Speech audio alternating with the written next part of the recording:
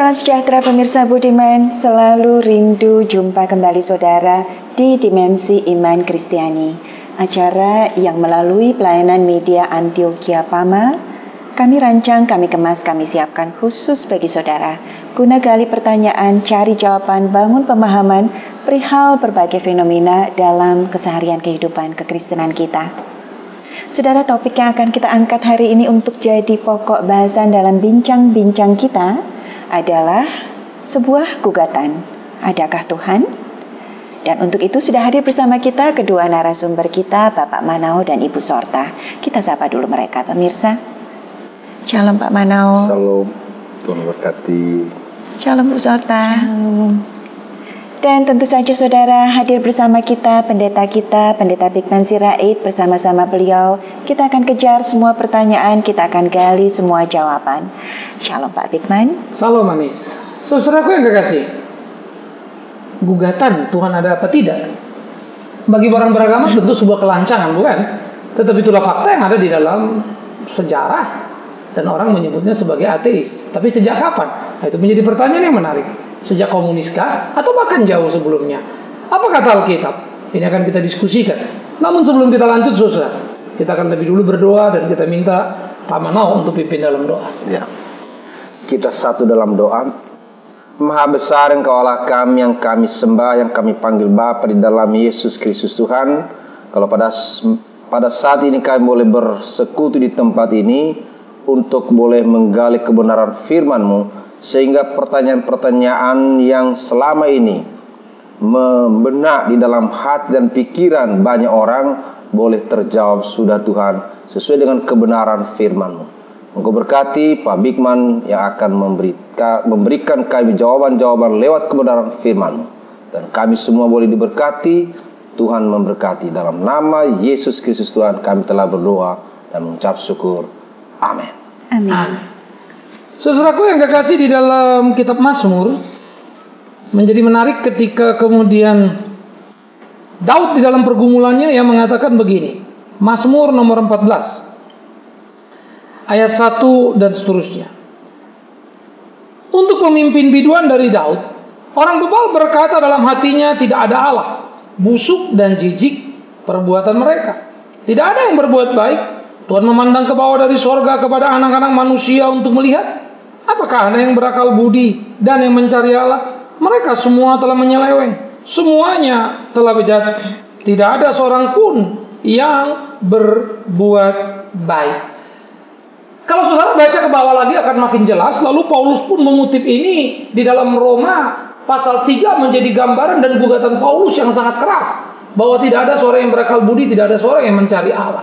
Jadi Daud mundur ke belakang atau dalam bentangan paling tidak 1000-an tahun sebelum Kristus datang ke dalam dunia. Ya, jadi 1000 tahun sebelum Masehi, Daud telah menggugat. Bagaimana kehidupan dunia digambarkannya sebagai satu kehidupan yang sangat mengerikan. Bahwa orang berkata tidak ada Allah. Nah, jadi sikap ateis itu bukan muncul di era modern atau sesudah Masehi, sebelum sudah muncul.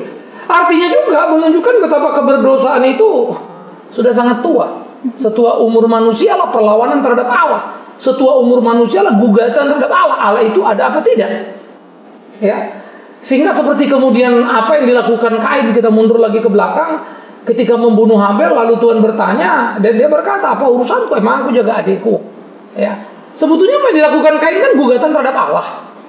Kenapa Allah terima persembahan Habel, tidak terima persembahannya? Tapi cara mengekspresikan dia bunuh Habel. Lalu berkata, apa urusanku? Emang aku mesti jaga-jaga? Ya, itu kan gugatan terhadap Allah. Kenapa kau bertindak seperti itu? Kenapa terima Habel punya, aku tidak? Kan gitu. Nah, oleh karena itu saudara, implisit dalam tindakan Kain kemudian makin hari makin konkret. Munculnya perlawanan dan kemudian memang munculnya kepada penyembahan-penyembahan berhala. Nah, itu adalah peniadaan pada Allah dengan memunculkan Allah yang lainnya. Nah, ini menjadi gugatan yang sangat serius. Nah, dalam hidup modern kita sekarang ini makin lebar lagi. Karena variabel persoalan, permasalahan cukup untuk membuat orang bertanya, sebetulnya Tuhan ada enggak? Kalau ada, kenapa begini, kenapa begitu, dan seterusnya. Nah, ini akan menjadi suatu diskusi yang menarik begitu ya. Bagaimana fakta-fakta hidup itu menunjukkan seakan-akan memang Allah itu kok kayaknya nggak ada. Paling tidak menurut orang-orang yang ditimpa musibah beruntun. Ya. Begitu, Anis. Iya.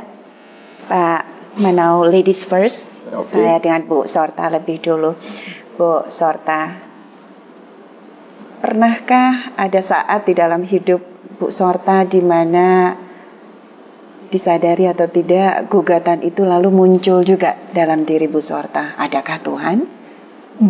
Mungkin kalau ditanyakan pengalaman diri saya mungkin tidak ya, tapi pengalaman dari teman saya yang mempertanyakan itu kepada saya, ada beberapa yang saya lihat mereka mengalami masalah dan pergumulan itu kok nggak berhenti gitu.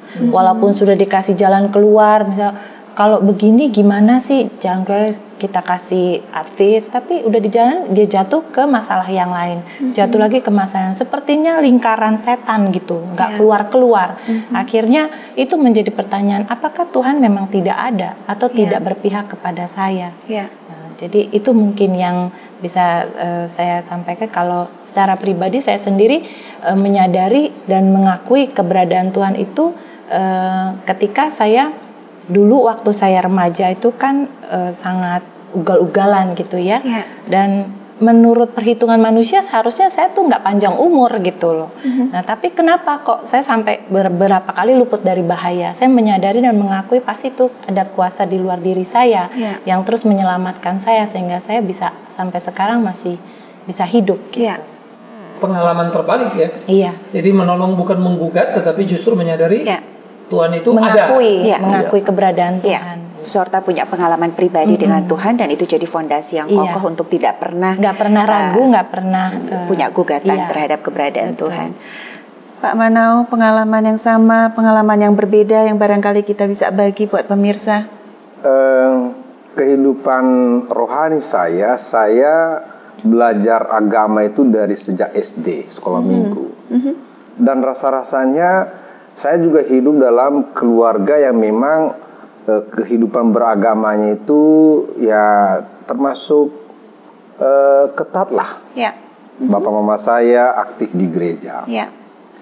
Tetapi ketika saya mengalami penderitaan yang luar biasa yang namanya kolik ginjal. Saya ini termasuk orang yang produksi batu ginjal itu udah sering. Dan kalau itu sudah kambuh itu luar biasa sakitnya sampai istilahnya itu keluar keringat jagung. Saking sakitnya. Mulai usia berapa itu Pak Manau? Saya usia tahun 92 ya, berarti usia 31 tahun. Artinya di usia itu Pak Manau sudah sangat mengenal Tuhan dan Nah, ketika sakit menderita di kampung pula, dokter terbatas, keuangan juga terbatas, selalu saya menggugat. Saya bilang, Tuhan, saya ini sudah melayani Engkau, bahkan saya ini jelek-jelek jadi ketua perwakilan YPPI di daerah Sidikalang, tapi kok saya mengalami penderitaan yang sedemikian ini. Sehingga walaupun dalam bentuk canda, saya bilang sama istri saya, Mak, ini saya sudah nggak tahan. Pokoknya titip anak-anak, besarkan anak-anak, karena saya sudah nggak tahan rasanya sakit itu. Karena saya pikir Tuhan tidak ada. Lalu dalam pertanyaan yang agak kelakar, saya bilang, kalau saya mati gimana, Mak? Ya saya kawin lagi. Saya masih muda katanya. Wah, saya sadar. Saya bilang ini nggak boleh terjadi. Akhirnya saya bilang, tidak. Tuhan tetap ada dan saya hanya berharap kepada Tuhan. Dan pertolongan Tuhan memang nyata. Setelah sekian lama saya mengalami pengobatan, saya harus dilarikan ke kota Medan dan puji Tuhan. Saya percaya bahwa kalau saja saya nggak yakin bahwa Tuhan ada, seperti gugatan semula, mungkin sudah lain ceritanya sekarang. Kenapa tidak? Orang tua pegawai di mana saya bekerja di Pengadilan Negeri Sidikalang meninggal karena penyakit yang sama dengan saya. Persis sama. Dengan penderitaan yang sama, cuma dia dalam usia waktu itu 62 tahun, saya usia 31 tahun. Jadi kelihatannya meninggal itu bukan karena kolik ginjal, tapi jantungnya sudah nggak kuat menahan.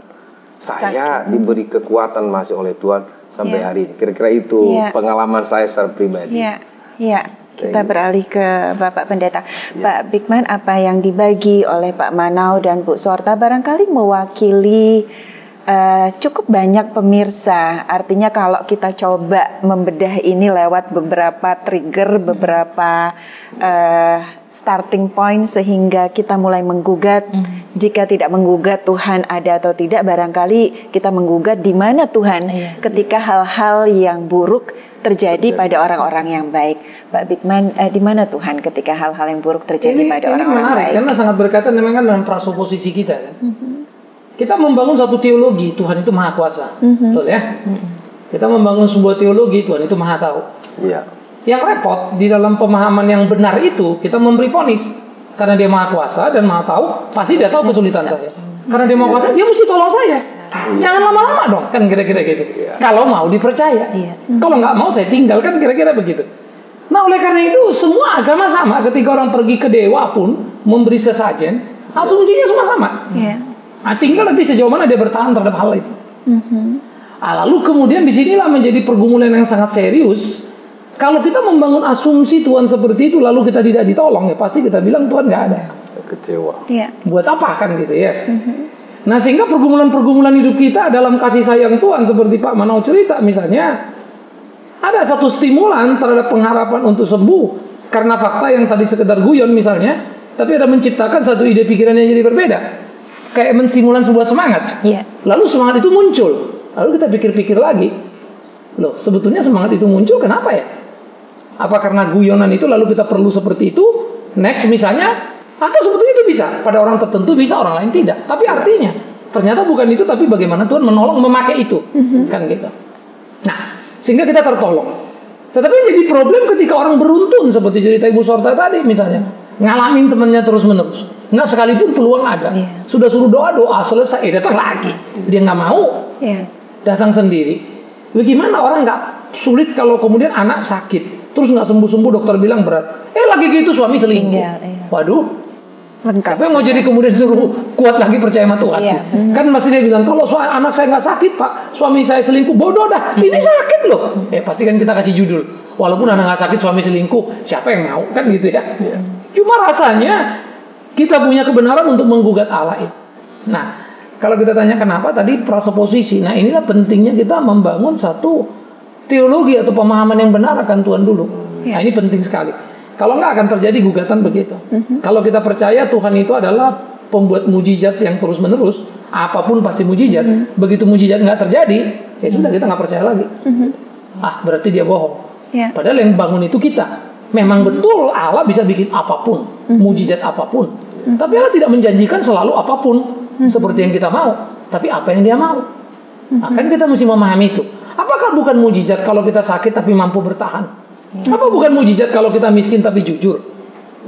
Apa itu bukan mujizat gitu kan? Iya toh? Apa kemudian bukan mujizat ya? Kita mestinya naik pangkat tapi disikat karena kezoliman orang lain misalnya. Jadi kita nggak naik pangkat. Tapi hati kita tetap terhibur. Itu kan mujizat besar itu. Tidak menjadi gila kita karena itu kan. Nah itu yang mestinya kita pahami dulu begitu. Pak Bigman ini barangkali menjawab sebagian dari kita yang sadar maupun tidak sadar mulai menggugat keberadaan Tuhan ketika penderitaan datang lebih seolah-olah lebih dari apa yang mampu kemudian kita tahan. Pak Bigman, ada kelompok yang lain sebetulnya. Kelompok yang lain ini adalah kelompok yang ketika mereka melihat kita yang beragama, kita yang mengaku Tuhan ada, tidak berkontribusi membuat komunitas, membuat keluarga, membuat lingkungan kita, membuat dunia jadi lebih baik. Kemudian mereka bertanya, buat apa saya percaya Tuhan jika orang-orang yang percaya Tuhan tidak menunjukkan dan melakukan apa yang saya harapkan dilakukan oleh mereka yang mengaku Tuhan ada. Bagaimana kita bisa menjawab mereka, Pak Bigman? Gini, menarik. Pada waktu Mahatma Gandhi mati, di jubahnya ditemukan satu tulisan. Nah, itu kemudian jadi sangat terkenal. Yesus, aku setuju dengan apa yang kau ajarkan dan aku lakukan. Menarik ya, aku lakukan. Selangkah lagi kakiku masuk ke dalam gereja, tapi tertunda karena perilaku orang Inggris. Gandhi menciptakan gerakan perjuangan yang disebutnya ahimsa, gerakan tanpa kekerasan. Mana ada di kolong langit ini perang tanpa kekerasan. Gandhi menerobosnya. Seorang Hindu dengan pikiran yang sangat kristologi. Hebat sekali, fenomenal. Terus dia menyebut satyagraha atau jalan kebenaran. Dia membangun dengan kerangka pikir yang hebat. Tapi satu waktu dia memang juga seorang lawyer, seorang ahli hukum yang bersekolah di London. Dan dia satu waktu ada di Afrika Selatan. Dan dia juga praktek lawyer di sana. Dan satu waktu dia mau pergi ke gereja. Afrika Selatan kan apartheid. Lalu waktu begitu masuk tahun 60 atau itu tahun 40-an kan. Dia lihat kertas tulisan di ada papan pengumuman gereja khusus orang kulit putih. Dia balik kanan kecewa setengah mati. Loh, kok Alkitab beda? Nah, ini tadi. Hanya saja memang Gandhi kemudian tidak jadi ke gereja. Tapi dia tetap percaya dengan apa yang diajarkan Yesus. Hanya dia bingung.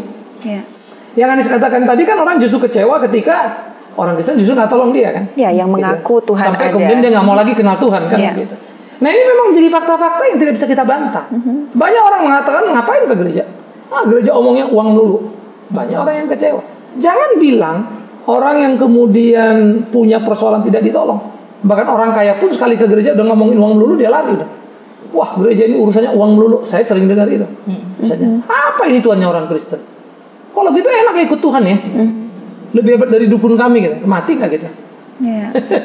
Karena dukun dia masih ada syarat. Kalau ini kan kasih 10 perak kembali 10 kali lipat. Dukun dia kasih sesajen minta rezeki. Enak bener ya orang Kristen. Lalu dia linglung lihat seperti itu. Nah, ini menjadi menarik. Tetapi saya pikir ini pertanyaan bagus juga buat Pak Mano, Ibu Sorta. Dalam hidup sehari-hari kan bergaul dengan banyak orang kan gitu ya. Bagaimana? Pernah nggak mendengarkan juga gugatan yang sama gitu loh? Iya. Saya sekaligus mau nitip satu pertanyaan dalam rangka itu. Lalu ketika mempertanyakan itu, munculkah kegelisahan? Kenapa ya Tuhan biarkan reputasinya dirusak oleh entah gereja, entah orang-orang yang mengaku bertuhan tapi tidak berperilaku selayaknya mereka berperilaku sebagai anak-anak Tuhan? Tidakkah ada gugatan juga di mana Tuhan? Kenapa Tuhan tidak lakukan sesuatu untuk bereskan ini semua buat kita? Mungkin karena ini dari keluarga saya sendiri ada yang seperti itu. Kekecewaan dia terhadap pengurus gereja yang menambah syarat-syarat untuk ritual-ritual agama dengan syarat harus membayar ini, bayar. Akhirnya kecewa. Ketika dia sudah tertanam trauma di hatinya untuk masuk gereja, kehidupannya fine-fine aja tanpa gereja gitu loh. Tanpa ke gereja dia sukses, tanpa gereja dia kehidupannya pun oke-oke aja. Akhirnya dia bilang, nggak ke gereja juga nggak apa-apa kok. Yang penting saya tidak ganggu orang, saya tidak bikin masalah. Ya udah, hidup. Dia hidup sebagai seorang moralis, kurang lebih seperti itu. Nah, tetapi bagi kami yang keluarganya menjalani kehidupan dari kecil tuh Kristen itu seperti duri dalam daging ya, seperti kerikil kita tiap hari lihat kehidupan seperti itu. Tapi kalau kita bilang kan tidak semua, tidak semua. Ya tapi aku oke aja dengan kehidupan begini ya, jalani aja hidup kalian yang dengan iman kalian. Kalau saya begini aja sudah hidup baik-baik aja. Gitu. Iya. Pak Manau, ada yang mau dibagi soal itu, di mana ya Tuhan ketika reputasinya dirusak oleh mereka yang atas nama Tuhan kemudian lakukan berbagai hal yang justru menjauhkan kelompok yang lain dari saya pikir ini kejadian-kejadian yang sebetulnya kasat mata dilihat. Katakanlah misalnya perseteruan di Ambon. Dengan atas nama Tuhan mereka mencincang yang berseberangan sesama. Demikian juga sebaliknya. Betul. Ini memang saya pikir memang ada kesalahan yang fatal di dalam pemahaman sebagai orang yang beragama. Jadi seolah-olah bahwa karena atas nama Tuhan yang Maha Kuasa maka orang boleh melakukan apa saja. Padahal sebetulnya kalau kita kembali kepada firman Tuhan, kebebasan yang Tuhan berikan kepada kita bukan kebebasan untuk berbuat seenaknya, tapi kebebasan untuk melakukan kehendaknya. Dan saya pikir Tuhan tidak pernah memberikan kewenangan kepada kita siapapun kita untuk mencabut nyawa seseorang dengan dalih ini atas nama Tuhan. Nah, pemahaman-pemahaman seperti inilah yang menurut saya ini perlu dilempengkan, perlu diluruskan dengan pengajaran-pengajaran yang benar. Barangkali itu yang saya bisa tanggapi, walaupun sebetulnya ada juga pertanyaan ke Pak Bikman ini, kalau boleh saya tanya, Pak. Kita melihat sekarang, Pak, perkembangan teknologi luar biasa. Penemuan-penemuan di bidang kedokteran misalnya luar biasa. Yang dahulu dibilang penyakit yang tiada obat, sekarang diketemukan obat. Nah, ini kaitannya dengan mujizat-mujizat kesembuhan yang sudah pernah dinyatakan oleh Tuhan. Ini lalu bisa juga menggeser gugatan ini dengan teknologi, dengan penemuan-penemuan obat. Sebetulnya lalu itu dulu mujizat Tuhan ada, atau sebetulnya hanya karena belum diketemukan, atau cloning barangkali kita bisa ambil sebagai contoh sesuatu yang hidup kemudian bisa dibuat. Ini menarik ya. Itu sebab permasalahan. Problem ini lagi-lagi karena konsep kita tentang teologi yang salah. Jadi kalau kita membaca Alkitab, Tuhan menciptakan manusia apa? Segambar dan serupa dengan dia. High potential. Manusia itu high end itu. Tinggi sekali sebagai ciptaan. Sehingga dia bisa menduplikasi, memfotokopi apa yang Tuhan lakukan. Tuhan menciptakan manusia, manusia bisa menciptakan robot. Yes. Nah, hanya saja manusia diciptakan dari tidak ada jadi ada, kita menciptakan dari ada jadi ada. Ada biji besi jadi robot dan seterusnya. Ada keada, tapi ada yang kemudian berubah bentuk. Kita bisa membuat mobil. Dari mana mobil itu? Itu kan dari perut bumi sebetulnya. Baja diolah kan, jadi besi, jadi apa, diolah ahli, bikin sistem, ada pembakaran, bisa jalan. Pesawat bisa terbang. Ngapain jalan di atas air sama Yesus lagi? Nah, jet ski bisa kok. Loh, kan kalau mau bicara jujur kita bilang, ngapain kamu pusing-pusing mau ke Israel berdoa? Terbang, naik aja kamu terbang. Tinggal mau pilih, mau konkod 2 kali kecepatan suara, naik roket lebih gila lagi kan, lebih cepat lagi begitu. Jadi memang teknologi kemudian mentertawakan kekristenan. Bukan Kristennya yang salah, pengkhotbahnya yang salah. Kalau sejak awal kita tahu manusia segambar serupa Allah, bisa bikin apa saja, ngapain heran? Yang jadi masalah, orang-orang yang segambar serupa dengan Allah ini ada yang tetap percaya Allah, ada yang enggak. Ketidakpercayaan adalah kegagalan gereja menceritakan kebenaran yang bertanggung jawab dan masuk akal. Kan kita seringkali memaksakan. Kalau nggak masuk akal malah bagus. Sebetulnya kan pendeta khotbah nggak masuk akal supaya nggak digugat kan, gitu aja toh. Supaya nggak ditanya lagi kan. Kalau masuk akal boleh tanya-tanya dong. Nah, ini kan pelarian. Nah, oleh karena itu iptek makin maju. Memang betul. Misalnya orang mandul dulu. Wah, kita doa-doa. Hana doa-doa. Sekarang bayi tabung. Lalu kalau doa dulu bayi kembar. Mau warna apa? Warna kulit. Gampang, DNA-nya bisa didetek. Lalu DNA itu diatur sedemikian rupa, lahirlah anak ini, rambutnya mau pirang kayak mau apa, dipilih, baru dipertemukan. Bisa. Lalu aspek yang ketiga lagi, fotokopi, cloning. Sel kita diambil, diklon. Dan bisa. Nah, kalau orang berguyon, tidakkah cloning pertama dikerjakan Tuhan dengan mengklon Hawa dari Adam? Itulah rusuknya diambil. Hanya saja, kalau manusia menciptakan fotokopi Bikman Sirait, kalau saya diklon kan fotokopi saya, Pak. Tuhan membuat Adam jadi Hawa, lompat itu. Laki kan jadi perempuan. Lalu beda bumi langit.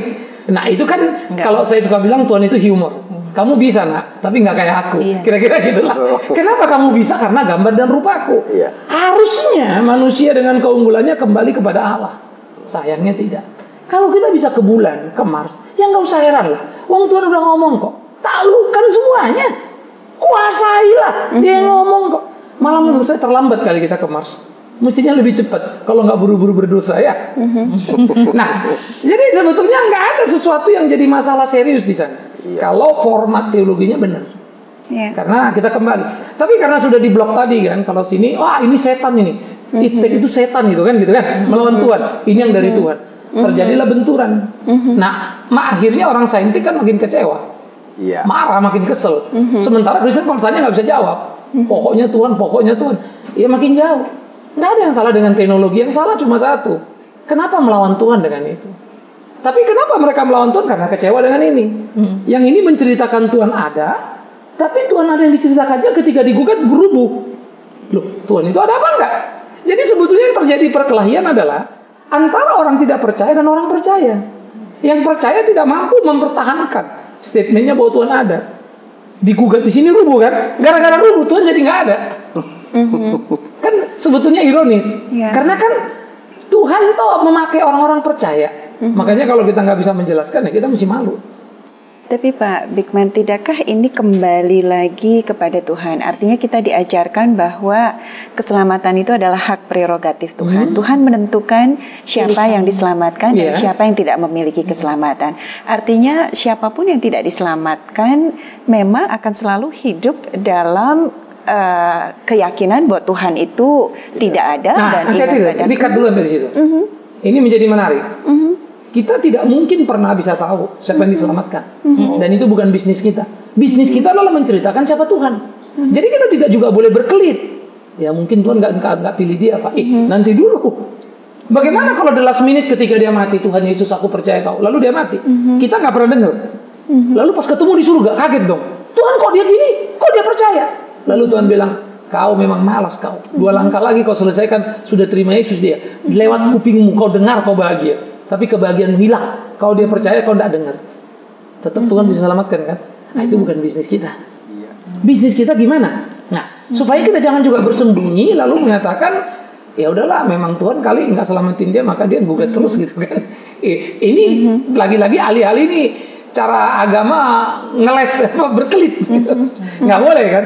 Nah karena itu urusan satu yang Tuhan kerjakan karena misteri kan, the last minute juga bisa. Toh kita nggak tahu. Maka yang kita tahu adalah bagaimana menceritakan Allah yang ada itu dan tidak tergugat kan?